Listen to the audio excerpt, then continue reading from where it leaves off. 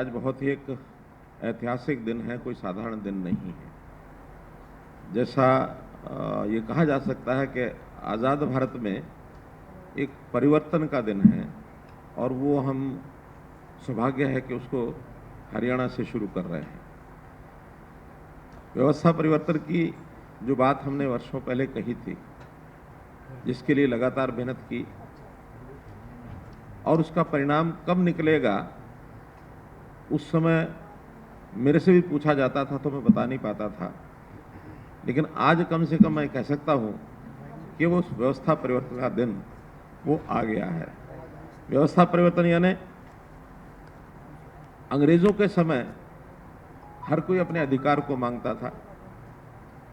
हमको ये चाहिए, हमको मिलता नहीं है। देश आज़ाद हुआ। दुर्भाग्यपूर्ण स्थिति ये रही कि उस समय भी व्यवस्था बदली नहीं और इन सरकारों से, जो अपनी सरकारें जिनको हम कहते हैं, वहां भी ये जो मांगने की प्रथा, अधिकार मांगने की प्रथा, ये लगातार बनी रही और अभी तक बनी हुई है। क्या हम आज़ाद हो गए? अगर आज़ाद हो गए तो हमको अपने अधिकार, अपने हक, अपनी चीजें मांगनी क्यों पड़े? अपने आप मिलनी चाहिए। और जब अपने आप मिलने का कोई सिस्टम जब तक नहीं बनेगा, तब तक हम ये कहेंगे हमारी वो आज़ादी अभी मिले नहीं है। हमने इस पर विचार किया कि जिसका जो हक है वो उसको मिले, उसके घर जाके मिले। उसके लिए नई व्यवस्था शुरू की, परिवार पहचान पत्र। एक यूनिक व्यवस्था, देश में तो कहीं है भी नहीं, दुनिया में भी कहीं नहीं है।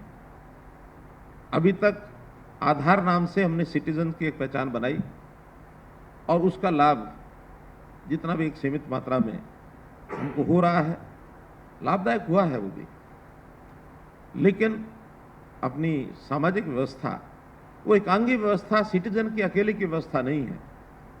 ये व्यवस्था परिवार की व्यवस्था है और बहुत योजनाएं वो हमारी परिवार से जुड़ी हुई है।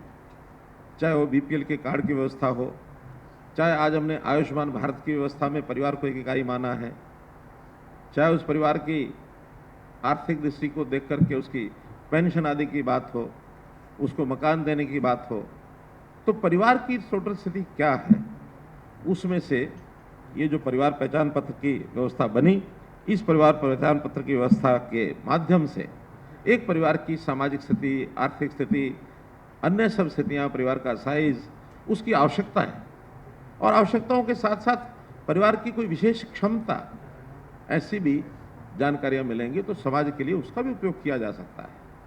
तो इस प्रकार से आज जो ये कार्यक्रम हमने किया है, इसको मैं एक कहावत के नाते, जैसे कहावत कहते हैं ना कि प्यासा कुएं के पास जाता है, लेकिन आज हम उस कहावत को बदल रहे हैं। क्या सरकारी कुआं हर गरीब प्यासे के पास जाएगा, उसके घर जाकर के उसकी आवश्यकता को पूर्ति करेगा?